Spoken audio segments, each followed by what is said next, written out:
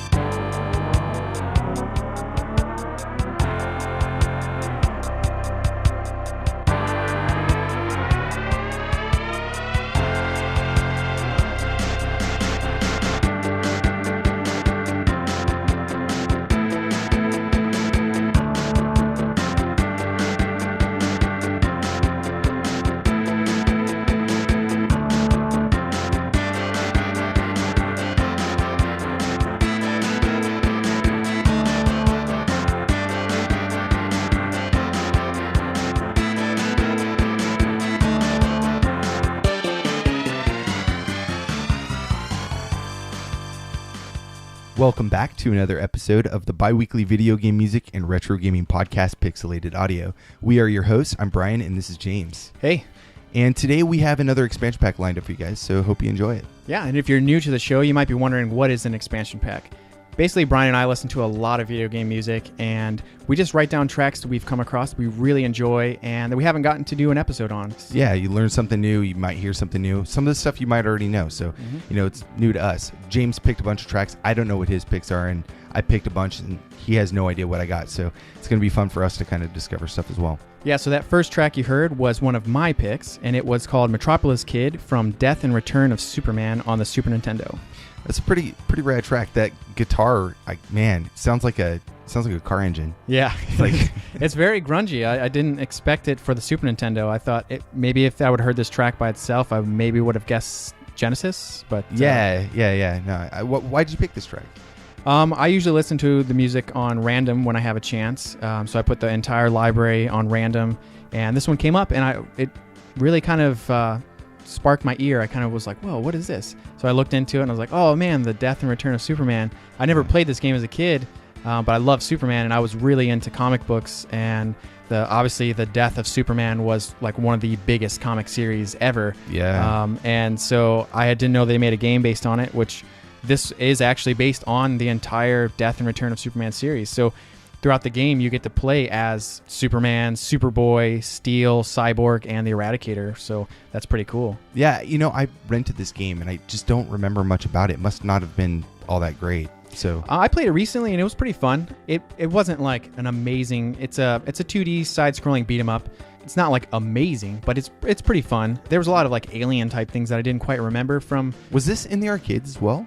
That I don't know. This was just the Super Nintendo version that popped up in the library. So I would assume it probably would have made a very good arcade game if it didn't. So. Yeah. Well, it's got a very arcadey feel, right? Yeah. It's like a beat 'em up, right? Yeah. So yeah, you start out as Superman, and you're just side scrolling, punching things, and you can fly, and you can shoot beams out of your eyes, which is pretty cool to see. You can actually just fly, and you just stay flying. Oh, that's cool. So you can actually avoid guys and then drop down where they're at, and so you can avoid taking damage, which is pretty cool. And then you die, and then you return.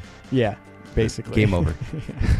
Sounds pretty cool. So who composed this? So this game was composed by Glen Stafford and Michael Morhaime. Some of you that are Blizzard fans would know Michael Morhaime is the president and co-founder of Blizzard Entertainment, which this game was co-developed with Sunsoft by Blizzard. Oh, okay. So Sunsoft is at it again, making another DC comic book into a game, which we talked about with Batman. Yeah, their license titles are insane. Like they've got so many. I mean, some of them are a little hit and miss, but I mean, the fact that they pulled off these licenses and did the development for it, that's pretty awesome. Yeah, I mean, and this was in the mid 90s, so this was 1994, so this was kind of like a really good time for beat 'em ups and side scrolling 2D stuff like that. So yeah. And so Glen Stafford, before we move on and don't mention anything about him, he's done games like The Lost Vikings for DOS, Justice League Task Force for Super Nintendo, and Heroes of the Storm for Windows and OS X. So the track was really rad. Like I Yeah, said, I it liked just it. kind of, I like to do like put on the music when I'm at work because I can do whatever and there's no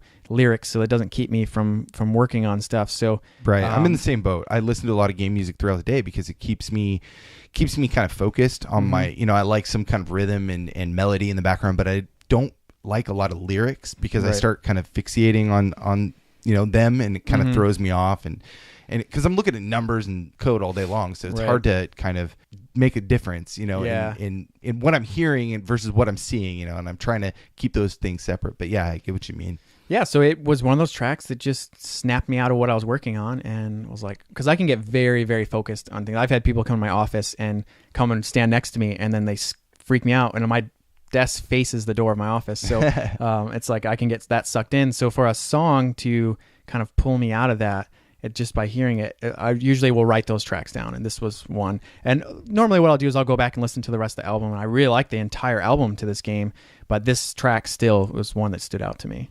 Very cool. So are we going to move on to one of my picks? Yeah. All right. So the track we got up is called You've Gotta Eat Your Vegetables. So let's listen to that, and then I'll tell you about the game in a sec.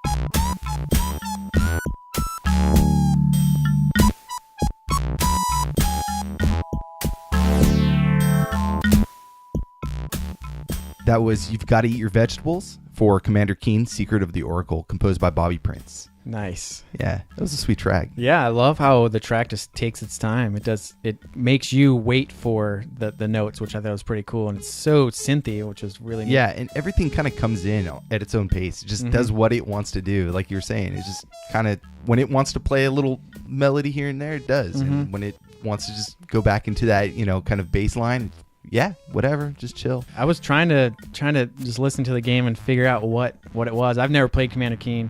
It has popped up in the library on random before, but I couldn't have guessed. Did you see the speedruns on SGDQ this year? I think I missed that one. Yeah, those are always fun to watch. But I mean, we ended up watching so many a day that. Yeah. No, Commander Keen was really important to me as a kid. I loved it. It was one of my favorite platforming DOS games. I mean, this is much later. So the game came out in 1991 for DOS.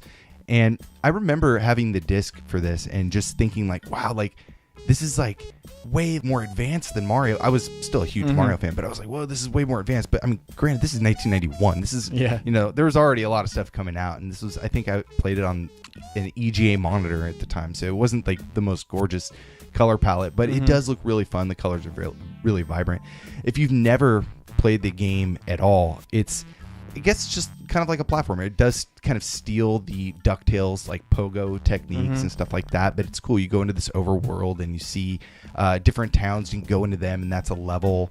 And there's different little bad guys, and they all look ridiculous. They're all happy, smiling. Yeah, they're like slugs and stuff. Yeah. Okay, yeah. So, like I said, I didn't play this game. So, but when you were mentioning it, it sounded very familiar with watching a speedrun, and there were like slugs and pogos and stuff like that. So, yeah, I do think I remember seeing this. And it kind of has like an alien planet-ish feel to it. So the story is an 8-year-old genius named Bobby Blaze, a.k.a. Commander Keen. He receives this interstellar transmission while working on a galaxy radio receiver. And so he's a genius. So he's like doing all this stuff in his, secret laboratory. In his secret laboratory. And while the transmission gets really choppy, he manages to figure out that the galaxy is once again in danger, because this is like a few iterations into the series, right? An alien race called the Shakati, I think it is. I don't know. Even as a kid, I didn't really know. Anyways, they're, going to threaten the planet, and he has to consult the Oracle. But anyways, as it turns out, you basically just have to go save these council members, which are like the Oracle, and it kind of goes from there. I don't remember the story that well. I mean, I kind of looked some of this up to jog my memory, but it's it's a really fun game. I liked it a lot. Bobby Prince Have we played anything? I don't know. Bobby The name sounds very familiar, but I don't think we've mentioned him on the podcast. Yeah, he's a really interesting guy. So kind of here's his breakdown. He goes to school and gets his BA in psychology around 1966. And then he starts grad school and then leaves halfway through to join the Army. And then while he's in the Army, he goes to school and gets his master's in counseling. Then he decides to study law enforcement, which leads him into law school. And then he passes the bar exam. Wow. So he's done all this stuff. But then in 1981, he saw a message board on Prodigy asking people interested in music composition for computer games. And so he responds to this message.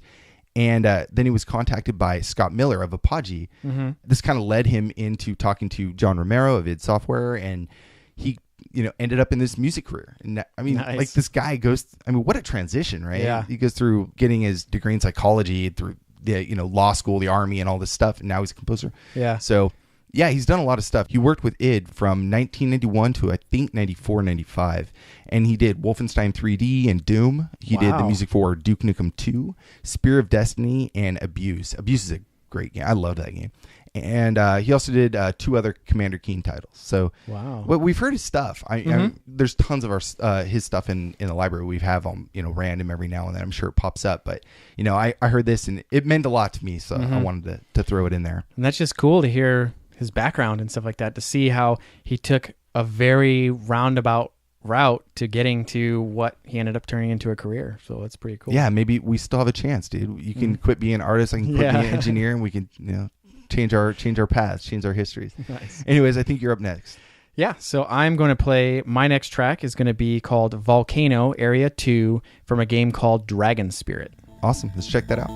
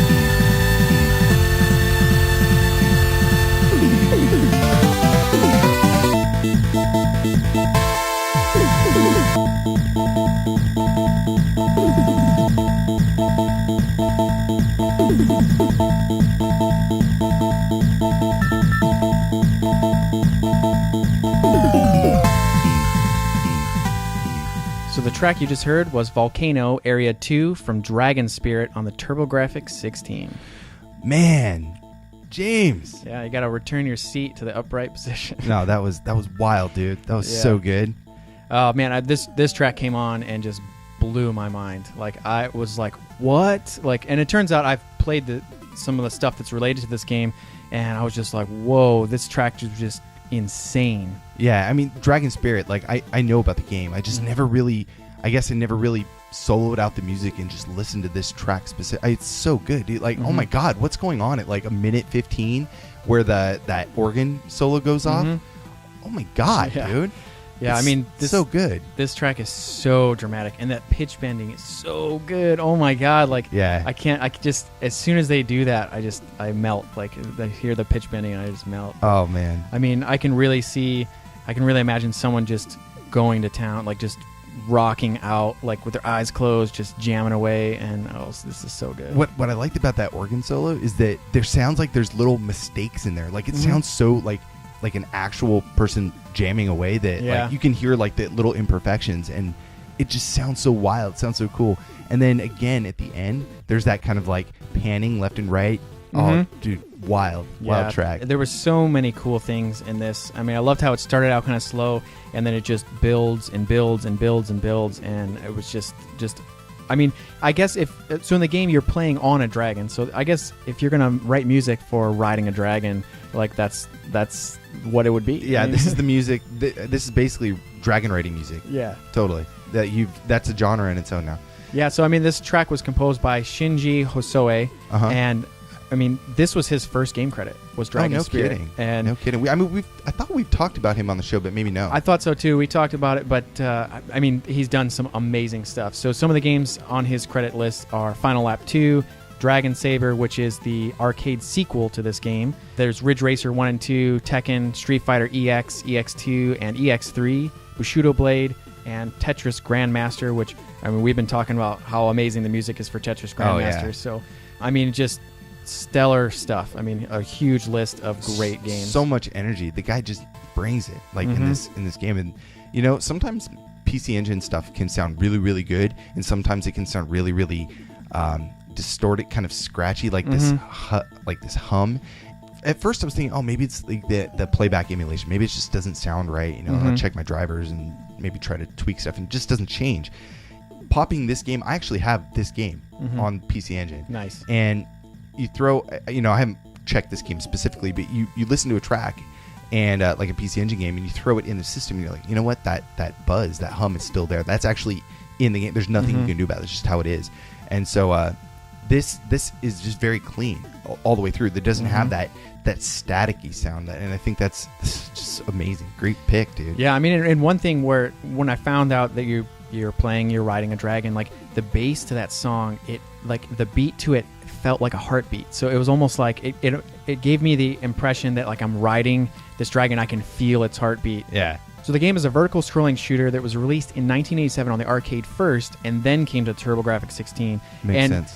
One thing that was cool about it was that it retained a lot of the look from the arcade game, except for it only had 8 levels instead of the arcade's 9. So there was a little bit of a downgrade in the number of levels, but it really held up a lot of the look and feel of the I wonder why they titles. took it out. I wonder if it was like space requirement differences or something maybe. like that.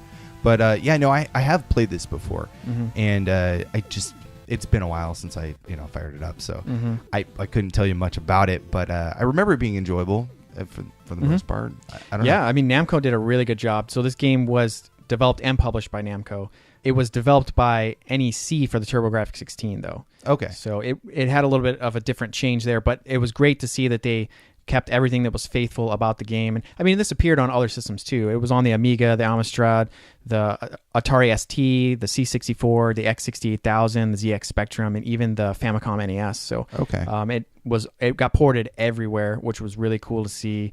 It also saw a semi-sequel on the Famicom NES called Dragon Spirit: The New Legend, but was basically more of like an altered port. Okay, so I've never played that and don't know anything about it. Yeah, so. me either. Yeah, I wonder if the music's any good. I'm sure we can check that out later. Yeah. So I guess it's time to move on to your next pick. Yeah, so my next pick here. Let's slow down the pace a little bit because this is a little bit more mellow. This is not a random pick. I actually have a reason behind this, but I was kind of having this like nostalgia geek out, and I was like, oh man, I gotta play this track. I've never talked about this game, and it's kind of a weird point in my life that I played it. So the track is called, it's just Background Music 3, and the game is Tokyo Bus Guide. Nice.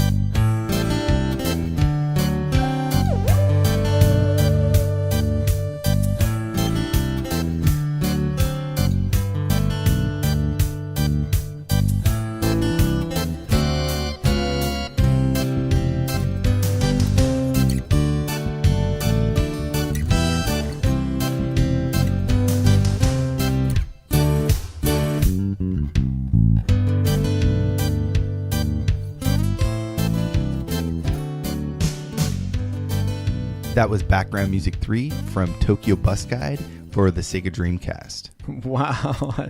I can't say I've heard too many songs like that. It's got that acoustic guitar mixed with kind of like a reggae bass beat. Yeah. I thought that was and very then cool. that weird synth on top of it. Yeah. Yeah, they've definitely just gotten a very eclectic group of sounds and turned it into a very mellow, fun track. Yeah, so I don't have a composer for this track. I looked everywhere. It was developed and was published by 45, and they've done a few other things like Armadillo on the Famicom. I'm sure that's rings a bell, right? Yeah. And Doraemon 3 and Fawcett Armor for TurboGrafx CD. And like I said, I looked for a composer. I spent probably about more time than I'm willing to admit looking, and I was just looking on different boards and looking at like company history and who'd worked there, and really it was just some in-house band or maybe not even in-house band, maybe it was just like a contracted band that did this. So I mean, a lot of these instruments are live instruments. You can tell. I mean, you listen to the guitar, beautiful guitar in there, but you can hear the sliding and scratching on the strings. And for me, that characteristic is just so awesome. I love it. Yeah, I mean, in early systems you couldn't do that, so when you get to the Dreamcast and the PlayStation, things like that, where they could actually use real instruments, you got that real feel of someone playing, and you could add all those little like hidden touches and those little imperfections, like how we talked about on the Drag Experience song, like those imperfections made that song seem even cooler, whereas on the Dreamcast they could take that to a whole new level and actually have someone really playing real instruments. Well, I mean, it's just guys sitting there playing guitar and the I don't know, it's slide whistle, whatever that was. I don't know. He was playing a synth, something, but no, the game is fun though. It came out in 1999 for the Dreamcast. It was ported later to the PS2, 2001. And this was a weird title for me, and it meant I picked this specifically because I was listening to it and I was like, man, I remember this game. And how many like people like in the US like can say they remember this weird game that came out in Japan only? It was because I had a friend who was like, he was burning a lot of Japanese like Dreamcast games, and he burned this one. He's like, this doesn't sound any good. He's like, he handed it to me, and I was like, well, I'll try it out. I didn't speak Japanese at the time. This is 99 because I didn't move there until 2000, I think. And so I had no idea what I was doing, but I spent so much time trying to figure out. And what the game is, Tokyo Bus Guide, it's just like it sounds. It's a bus driving simulation game. Nice. Where you're driving city buses and you're picking up people, bringing them to the next bus stop and dropping them off. But with traffic and different road conditions and road signs and timing restraints, the game like changes. And it was so weird to me that I got so into it. And now I'm starting to think like, why did I like this game so much? But no, it was really fun. And there's about the game, there's 3 different routes selectable in the game. So you can do Niji, the first line, which is across the Rainbow Bridge in Tokyo Bay. And then there's 70 line, which is then the Shinjuku Ward. And this line was decommissioned in 2000. So this is like the last time you can like see it in its 3D environment, I guess. Anyways, and then there's also the Ume 76 line, which is this rural route in Western Tokyo. And all the routes can be driven at noon, in the evening, at night. And, they have different respective traffic. So, during rush hour, there's going to be a lot more, condensed, traffic on the street. And I think it was really cool. It's also the amount of passengers changed. So maybe at noon, you get just a bunch of little old women that, get on the bus. Yeah. And then around 6 o'clock, you get everybody getting off the of work. Parties and stuff like that. Exactly. Yeah, I could see that being really interesting. There's a lot of weird simulation games that you would think are like really stupid, and then you play them and you're like, oh, this is actually kind of interesting. Like, like you get a glimpse as to what it might be like to do that type of job. Right. And I think I would I've always thought like having to drive for a living would be a punishment for me. So I would probably just like, no thanks. I don't want to deal with traffic. I don't want to deal with bus riders and stuff like that. But that's very cool that even though your friend was like, this game is probably not very good, you didn't even like, try I'm gonna try it out, and then boom, like you love the music, and it's very interesting music. I love the music. I love the game. I don't know why I got so into it, but I really did. And I was like really focused on like, okay, like, oh man, like I just had all these passengers board, and I don't want to close the door too soon. That lady looks like she needs a little extra time. Let me just wait for her. Okay, she put in her mouth. Okay, that's good. Okay, oh, there's somebody in the back who's standing up, so I'm gonna go ahead and pull over and let him off. All right, got a red light coming up. Let me slowly. You don't want to stop abruptly. I got some old women in the back, so I definitely don't want to stop too soon. So I'm gonna kind of ease into this one, and then but it's really hard because if you start messing up, like it starts going and you like start losing all these points, and you can only go down so much before your satisfaction level is shot and it's game over. But it was really interesting too because a mini game could be downloaded to the VMU. Oh, nice. Yeah, so anything that includes the VMU was always fun. It's not much, and there wasn't really a lot with VMU games that you could do, but just that little extra bit I think was cool. So what it was is Japanese road signs. It was a quiz game based on Japanese road signs. Oh, that's cool. So you would see the road sign, it would show up, and you got to pick what answer was the correct thing. So it's like, this is slow down, this is yield, this is whatever. And so it's just a little tidbit. Yeah. Wish I could have found the composer. It's gonna bug me for a while. Sometimes that the hunt is fun. I know we were hunting a lot when we played what was it, Sonic Pocket Adventure. We had a lot of trouble finding the composer, which we didn't end up finding, but we found a lot of threads that led to that's right that pointed at a person that we weren't given the information on who they were, but that was fun. I remember both of us were like, oh, we found out something new. So I can see how you could get sucked into searching. And what kind of spurred me into playing this game was Denshide Go, and I had another friend who got me really into Denshide Go, which is a train simulation game, and I really liked it. This is, I think, for either it was PlayStation 1 or Saturn. He had he imported all sorts of stuff. Name was Raul, and he had the actual train mechanism. Wow. And he got me really into that. So I could see that being really fun. I mean, kids love trains and machinery. Oh, I don't hear too many kids. They're like, I want to be a bus driver. Hey, Denshide Go is still around. They still release it on different platforms. It's even on Neo Geo Pocket Color. I have that copy. You got to check it out. Yeah. Anyways, so moving on to your next track, James. What do you got for us? So I'm going to play a game that is known for very good music. The track is called Strange Memories of Death from Gimmick. Awesome.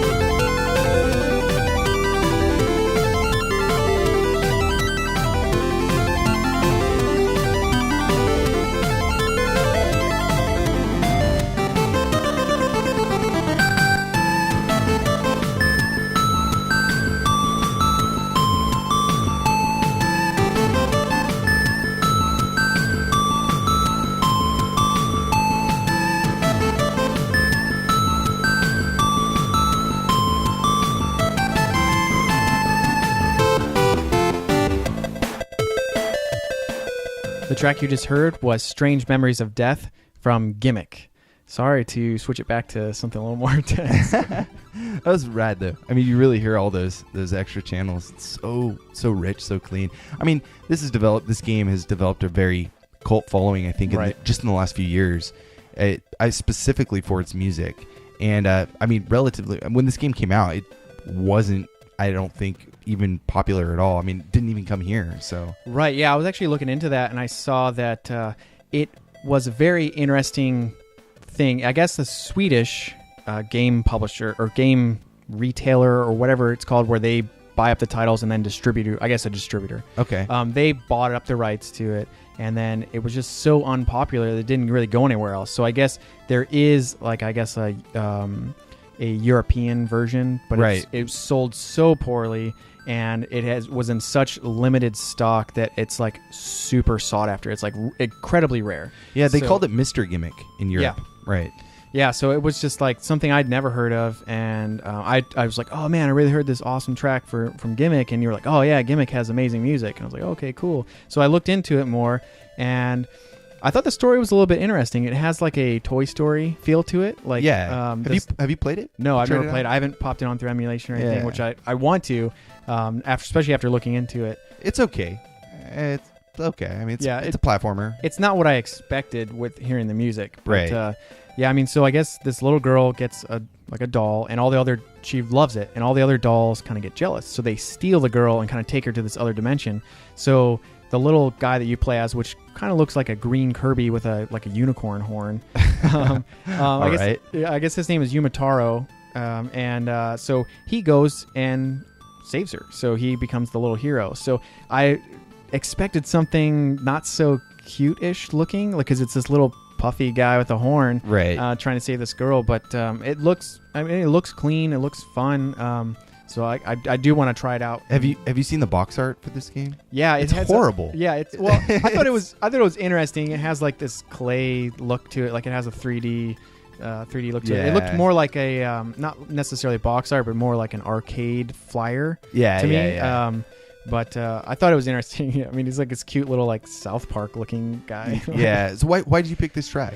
This was another one. Like I said, I like to play them on random, and this just blew my mind, and kind of I felt like I had to play. So I've had this on my list to play for a long time. But I thought it paired up pretty well with some of the other tracks that I had picked. And like you said, since I didn't know your tracks, I didn't know that you were going a little more mellow today. And so I was going a little bit more intense. So sorry if you guys are listening and you're trying to gauge the speed of the show. It's going to be all over the place. But yeah, that's what these kind of shows are for. But yeah, no, I thought it was just a really rich track. There's a lot going on, and there's a really strong melody, and that's always just very, I don't know, it has a Sunsoft feel to me. It does. It has a Capcom feel to me, actually. Almost like a Mega Man feel at the same time. Yeah, when I saw the screenshots of the game, it immediately made me think of Mega Man. Okay. The colors and kind of like the layouts and stuff like that. Yeah, I could see that. But it's another Sunsoft game, so that's 2 Sunsoft in a row for me. Well, actually, 2 today. Yeah. It just, for some reason, Sunsoft, the music is just so good. They keep me hooked. So this game was composed by Masashi Kageyama. I guess there's really not a lot known about him. It says that he worked for Sunsoft for a few years, doing games like Outlive, Benkei Gaiden, Pudumui, and a bunch of others, Solitaire, stuff like that. Good attempt there. That was good. I like that. Hey, I don't speak Japanese. Yeah, but the track is really, really rich, and I love how much detail he's putting into it, and he really has a lot more to work with. He doesn't have just the standard 4 channels of the NES. He's got 7 to work with, because this game, I think the reason why it's become such a cult hit is because really utilizing a new add-on edition. It's a memory management controller for that Sunsoft used for some of their titles.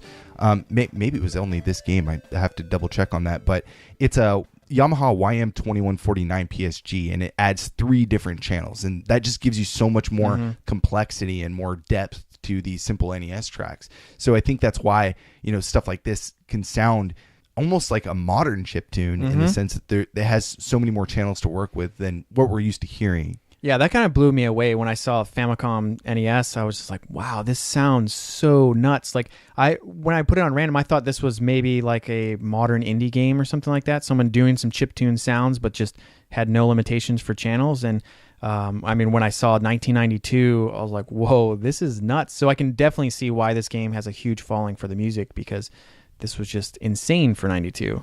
Yeah, it's funny hearing that first track that I came in with from 1991, the Commander Keen. It's so goofy and silly, but it does sound very simple compared to even this, you know, which was only a year later.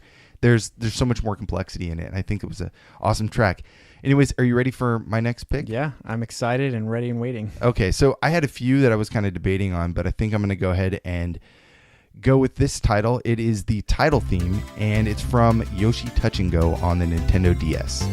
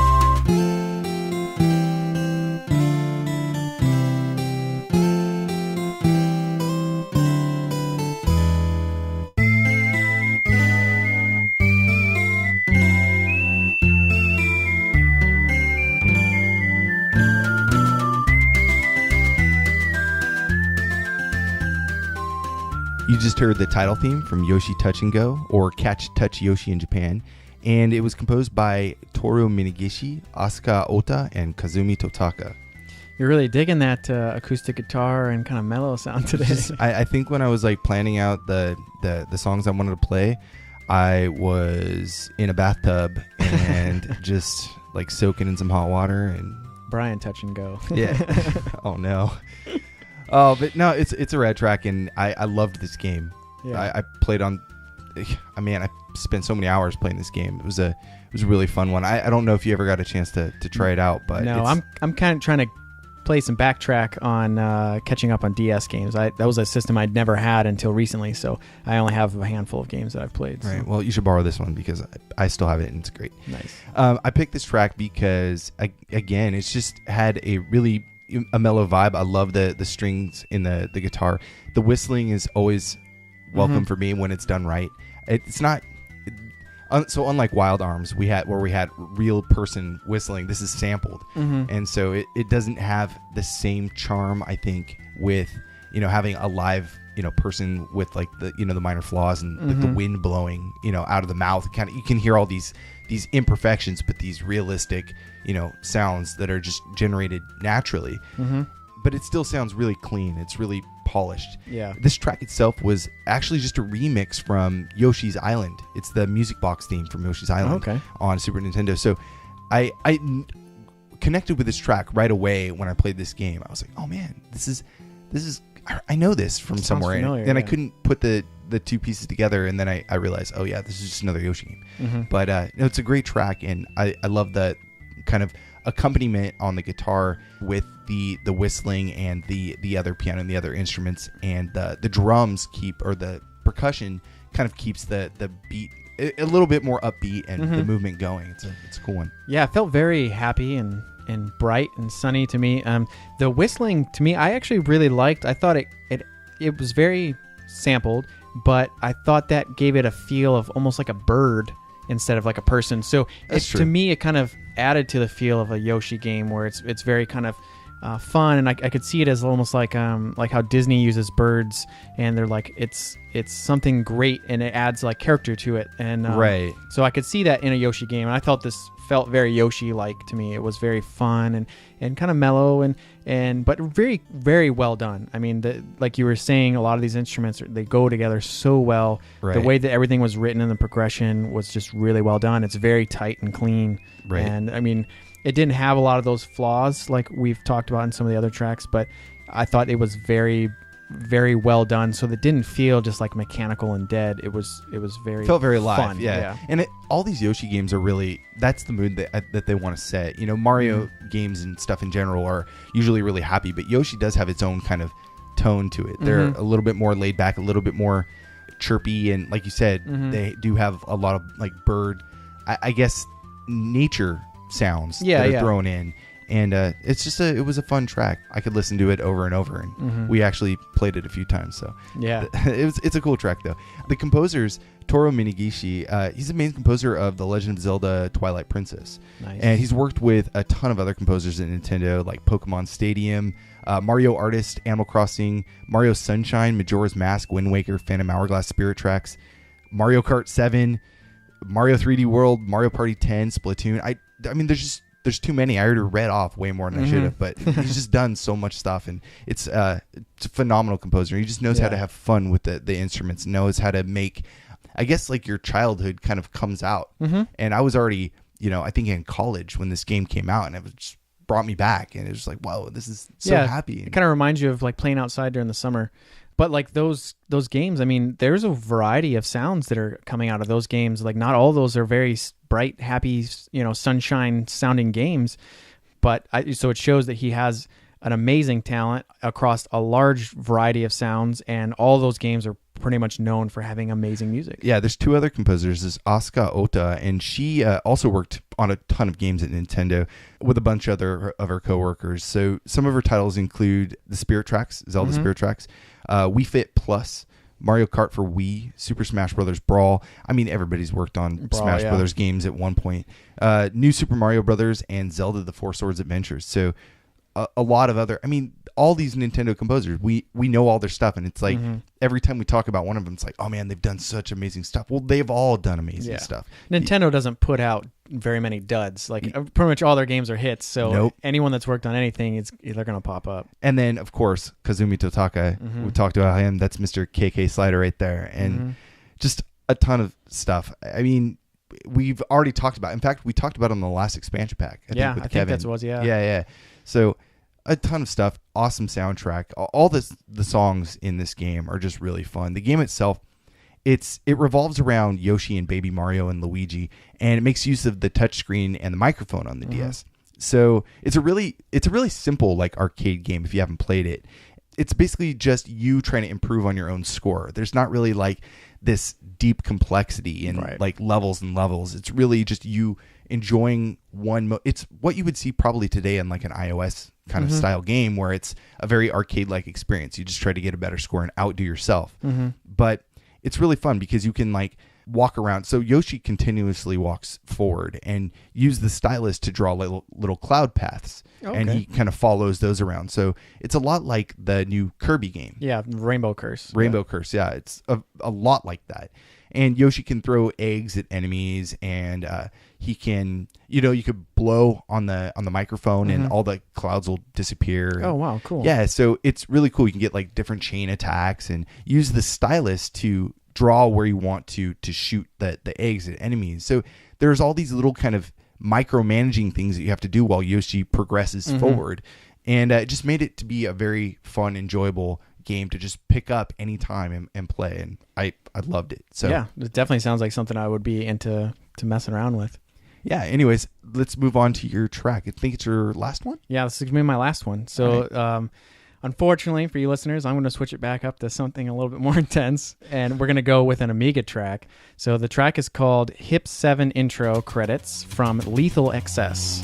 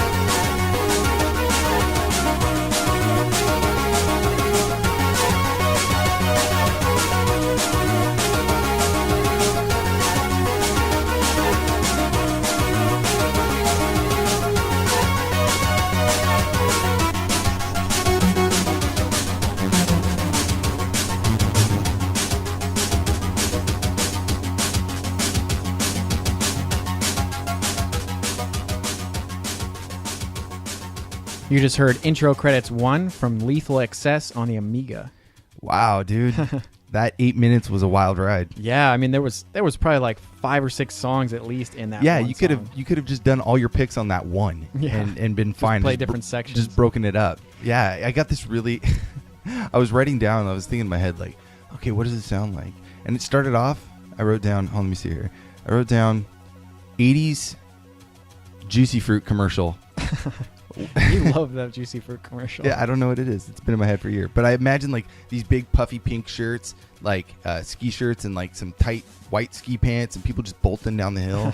And then changes from Juicy Fruit commercial to 90s cop drama. I can see that. Yeah. I think it's pretty accurate. And then it just goes all over the place. Yeah, I mean, there was just so many great things. There was so much progression. There's so many different parts to it. But I really love the echoes and that synth guitar was just wailing away. And there was parts that felt very triumphant and some that kind of felt a little bit more dramatic. And I mean, you could dissect this song and write like a thesis on it, I bet. So. Yeah, there's a lot going in there. It wasn't until the last like 30 seconds of this track that intro part kind of made a return. I thought that was so wild that like you were saying, you're like, wow, 7 minutes later and we hear that one part again. And I think that was way cool to come back to because, oh my God, I haven't heard this. I feel like I haven't heard this in a while. And be like, well, yeah, you haven't because it's been, 7 minutes and 30 seconds. So yeah, it's a wild track. Good pick. Yeah. I don't know how I actually picked this one though. I mean, I did put it on random, but I mean, what part of the song drew my attention? Because I probably thought I was listening to 4 or 5 songs because I wasn't, actually actively looking at the screen. And then I was just playing. I was like, oh, this song is really just keeps going and keeps going. And yeah, I mean, I expected the first time I listened to it, I expected it to kind of get back to that beginning a little bit, kind of make it full circle. But I didn't expect it to take 8 minutes to do it. So yeah, it's funny. I'm glad you picked an Amiga track because I have it's almost not an expansion pack now without one Amiga track or Commodore 64 track. But I had one on the list too, and I was like, maybe I'll just wait. And I'm glad that you bit the bullet because I could save that for later. Well, we can't play too many in a row. We're gonna have 40 minutes just in two Amiga tracks. So yeah, that was a cool track though. Good pick. So do you want to talk a little bit about this game because I don't really know much about it. I thought Lethal Xcess. I know this, but I think that's just because I ripped this album. Yeah, I don't think it's because I actually played it. Yeah, it pops up a lot for me. So the game was composed by Jochen Hippel, which is a German composer. Right. And he's done some games like Wings of Death, Turrican 2, and he did the credits of Turrican 3, I guess. Okay. He co-composed those, right? Yeah, and then another one that he's really big, really well known from is Amber Star. Okay. So the game is another vertical shooter. So like I said, on the Amiga. And the game was developed by 2 members of the demo crew X-Troll. And these guys are Klaus Frein and Heinz Rudolph. And the game was really well liked by critics, I guess, but was a huge commercial failure. Oh, no. And I guess this kind of drove these 2 guys to leave the game industry and become IT consultants. So they're probably making a lot more money now, but that could be. I mean, if money is the thing that you want, then you probably shouldn't be in the game industry anyway. But. Well, we see that a lot. We see a lot of demo scene groups. They're like, hey, we've been doing all these demos and stuff for so long. We should actually make a company out of this and try to do something with our talents. And some of them do really, really well. Like look at Xerinx. They did well for a while. They did well for a while, and but then you get like other companies like this, and they kind of fall off the face of the earth, and it's too bad because all these guys have a ton of talent. This music is phenomenal. The graphics and stuff look amazing. Yeah, and it looks very fun. It had a really kind of interesting story. So this is not the first game in the series. This is a sequel to the 1990s game called Wings of Death. So they chose an interesting way to name their game, so it doesn't. They could have been Wings of Death 2 or something. Might have drew the 2 together a little bit more. But so I guess in the story, you've beaten this evil witch called Exandrilla, and that's a hard one to say. Yeah, Exandrilla. They really like X's. So in this series, well, that was cool because everything back in the day had an X in front of it to make it cool. So yeah, it's like Lethal Xcess. So Xcess. So there's no E in there in the beginning. So in the first game you beat the witch, and what happens is she curses you again and teleports you 3,000 years into the future. So, and in this future, she's already enslaved the entire universe. So, her heirs and stuff like that are in charge of all this stuff. Okay. So you actually launch a mission to attack the witch's home planet. And so I was like, wow, that's really cool. Like, this guy just seems like he's just out to just kick butt. I mean, like, he's already beaten her once, and then she loses and sends him to the future. And then he's like, all right, well, I'm going to kick your kids' butt and save the universe in the future. So it's very cool looking. It's, like I said, it's a shooter. So there's a lot of stuff going on the screen. The graphics do look pretty good. From what I've seen, so it looks fun. I definitely want to try it out. We should throw it up on the Amiga that we have it over at my place and check it out and see how it runs. Yeah. Now, I guess there have been some whispers of a possible sequel or remake. So this is not a game that's gone unnoticed. Like I said, critics really liked it, so it was good fun, but it just didn't get bought a lot. So maybe it just didn't have the greatest marketing or something. Oh, that happens. But that happens a lot, right?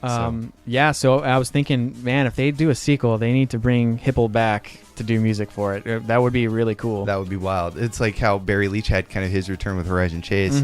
Hippel gets a new Lethal Xcess, successor or whatever, and he gets to do the music. That'd be wild. Yeah. I mean, you could see that playing on a lot of different systems. I mean, now you could throw on handhelds or throw it on consoles and cross-buy and stuff like that. So it could be really cool. And then you could even package maybe the old games as like in the extras section of a game or something. That would be pretty cool. Yeah.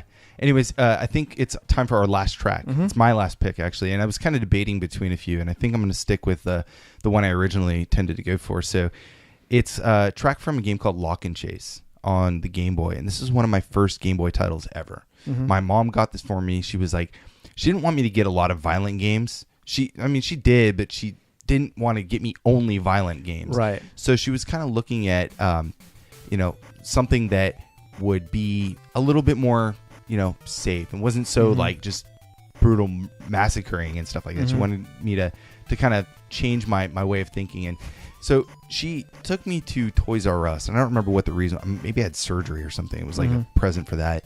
And she was like, okay, go ahead and pick out a title, but I'm going to kind of, tell you no on a few if it gets too crazy. And so I was looking around, and we didn't have a lot of money, and even Game Boy titles were going for a lot back then. So there was a game, Lock and Chase, and it was like, I think it was like $20. It was really cheap, and it hadn't been out that long. And so the game came out in 1990, and I popped it in, and the game is a lot like Pac-Man, and it's an arcade action game, right? So you run around. It looks like Pac-Man. You play as a thief who has to rob banks, and each of the so my mom's nice. So she didn't know, but so each bank has a different maze, and there's like policemen and stuff who chase you around, and you need to collect all the gold coins and avoid those officers. And the game is a blast. It's really fun to play. It's so addicting, and I played it all the way through. I mean, there's like 100 some odd levels. But it's just really it's an amazing title. I really think that everybody should go back and try this game out because it's a fun game.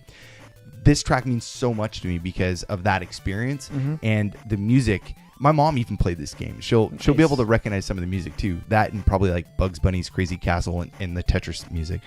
But no, this track is background music 10, and it's just a phenomenal track. So we'll play it in a second, but. Thank you guys so much for listening. You can find us online at pixelatedaudio.com. We're on a bunch of other different social media platforms, Twitter, Facebook, Instagram. So check us out there. We have our Extra Life event coming up in November, so you can find the link to donate on the page there. Yeah, and it's really great. All the proceeds go to help Children's Hospital, help children in need to get surgeries and to get better. Yeah, a lot of these kids who go to Children's Hospital, everything is paid for, and their families who have these crazy expenses for the bill, like they just get covered, and that's amazing right there, and something that we can do as collective as a community, as a video game community. I think that it's just a great way to do something positive with a hobby that we all have. Yeah, and it brings us all together, us friends, to do something great, and to use games to help other people. And we're going to be streaming it all on Twitch. So I believe so. Yeah, this year I think we're going to have a few different Twitch cameras and feeds going. So so it'll be fun. So if you can check in. We'll let you guys know when and where to well check in advance. In advance, probably the show right beforehand. And we're going to be doing a kind of semi-live show too. I think over the 24 hours. So it's going to be a 24-hour show. No, I'm just kidding. Yeah. Now, but it'll be a lot of fun. Anyways, if you guys want to join, please, join the team. You can find us. Just do a search for Pixelated Audio on Extra Life. We'll put a link though. You can check on our website. But yeah, thank you guys for listening today. Anything else that I'm missing, James? No, I think you covered it. So once again, the track taking us out is Background Music 10 from Lock and Chase on the Game Boy, released in 1990. It was developed and published by Data East. I don't have a composer for this one, so use your imagination. Anyways, thank you guys for listening, and see you next week.